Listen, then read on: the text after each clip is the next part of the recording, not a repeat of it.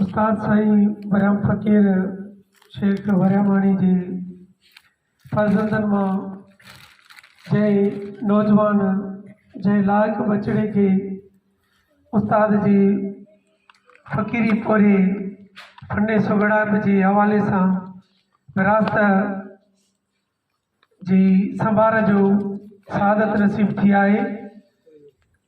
उन मां नौजवान खे स्टेज ते सॾींदुसि त उहो अची आयल महिमाननि जो शुक्रियो अदा करे। फ़कीर मसरूर मुस्तफ़ा शेख। बिस्मिल्लाह साईं, बिस्मिल्लाह।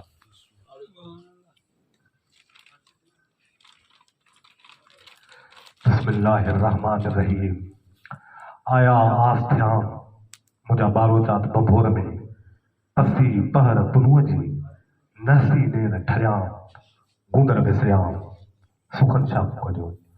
आऊं सब खां पहिरियों सिंधी अदबी सकत शाख रुस्तम जो इंतिहाई ईअं सम्झो त तमामु घणो थोराईंदो आहियां।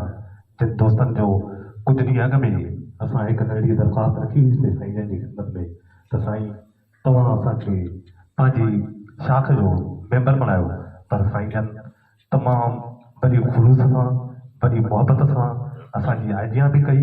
उन सां गॾोगॾु शुरूआत में सिंधी अदबी संगत जा दोस्त हिते तमामु घणा वेठल आहिनि।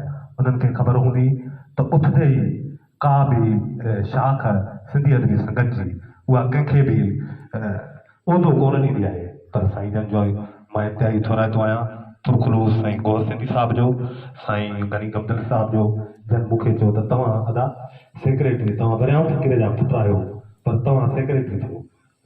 इंतिहाई ऐं थोराईंदो आहियां साईं जन जो बि। उन खां बाद में जेके बि दोस्त हिन महफ़िल में कई आया ख़ासो ख़ासि जेके शाइर अदीब दोस्त हिन मुंहिंजे अङण ते नंढड़ी कोठ ते कई आया ऐं उन्हनि जो इंतिहाई थोराईंदो आहियां।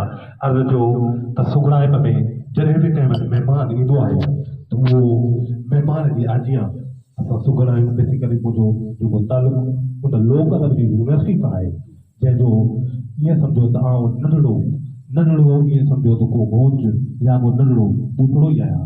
पर असां वटि हिन वक़्तु हिन महफ़िल में हिन यूनिवर्सिटी जा तमामु वॾा सुघड़ फ़कीर अज़हर मोहम्मद शेख, फ़कीर अब्दुल सत्तार बीरबर, फ़कीर मोहम्मद कासिम शेख, फ़कीर राशिद अहमद शेख समेत तमामु घणा आयल आहिनि। ऐं फ़कीर अली दोस्त ख़ासो ख़ासि जेको असांजो तमामु मोतबर ऐं प्यारो दोस्त आहे। अब जो त भली आहे भलापिरी जीव आहे जानी घर सिर घोर कयां मोहबत जी महिमानी खसे दिलि खणी वए कजल जी पाए कानी मिठा मां मजबूर आहियां बाबुल तुंहिंजी बानी अची कई अलफुकरा ते मिठल महिरबानी ॻाईंदुसि गुण मुंहिंजा अरबेला एहसानी अवां जे अचण सां थी त दर्दनि जी दरमानी मट नाहे मुल्क में सोना तुंहिंजो सानी गिजीअ पायां गानी मिठल अवां जूं बाहूं मसरूर चए। पर भली आहे भलापरी दिल घुरिया दिलदार सालनि खां सिक हुई तलब तुंहिंजी तार अची अॼु ईदा करायव मुंहं ब मिठा मन ठार चश्मनि सां चुमा पिरी अवां जा पेज़ार लही विया लिङनि तां जे पारी हुआ बार अॼु त कख बि खिलनि था जो पिरी ॾिनव प्यार सजण सारी सभु जमार एहसान कयां फुकरा चवे।